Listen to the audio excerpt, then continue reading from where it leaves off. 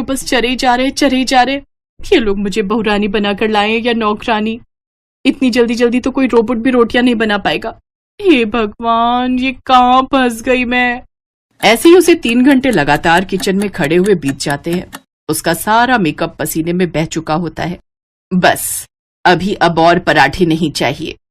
ये सुनते ही कंचन के प्राण में प्राण आते हैं। थैंक गॉड, मेरी पहली रसोई की रस्म पूरी हुई। अब कम से कम इसके बाद मुझे यूं 100 पराठे अकेले तो नहीं बनाने पड़ेंगे। शाम को सब औरतें कंचन की मुंह दिखाई के लिए उसके घर आती हैं। अरे बहू की नैन नक्श तो अच्छी है, दिखने में भी सुंदर है, लेकिन इसका चेहरा इतना मुरझाया हुआ क्यों है? अब नाश्ते में ही 100 पराठे बनवाएंगे तो चेहरा तो मुरझाएगा ही ना। जी कुछ नहीं, शादी ब्याह की रस्मों में तो बच्चे थक ही जाते हैं। वैसे भी आपको तो पता है आजकल के बच्चों का कितने नाजुक होते हैं। वाह भाई सासू माँ, चिट भी मेरी पट भी मेरी। वाह वाह वाह वाह।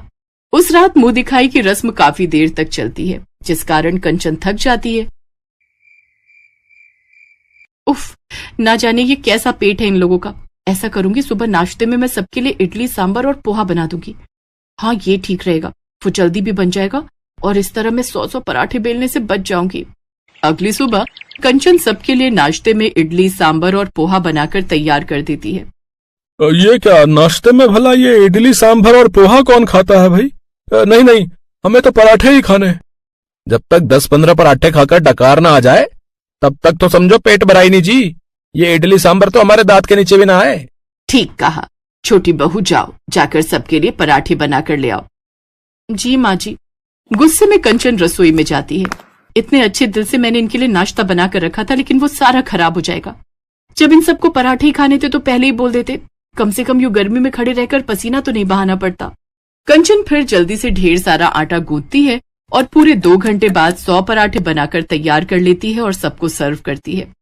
लेकिन इस तरह वो काफी थक जाती है। इसी तरह वो दिन भर काम में लगी रहती। ऐसे ही रात का समय आता है। कंचन सबके लिए दाल चावल बनाकर तैयार कर देती है। अरे ये क्या बहू, तूने सिर्फ दाल चावल बनाए हैं? इसके साथ थोड़े बहुत पराठे भी बना लेती। इतने बड़े परिवार का भला दाल चावल से क्या ही होगा। हे राम, फिर पराठे। हाँ, यहाँ सबको पराठे खाने होते हैं। जी तो चाहता है पराठों में जहर डालकर खिला दूं इन सबको। फिर कंचन गुस्से में रसोई में जाकर सबके लिए पराठे बनाने लगती है। ऐसे ही 2 दिन बीत जाते हैं। तीसरे दिन वो फिर से सबके लिए गर्मी में खड़े रहकर पराठे बनाती है। फिर दिन में दाल चावल बनाती है, लेकिन तभी उसका सर दर्द शुरू हो जाता है और वो अपने कमरे में चली जाती है। कंचन, तुम्हारे शरीर पर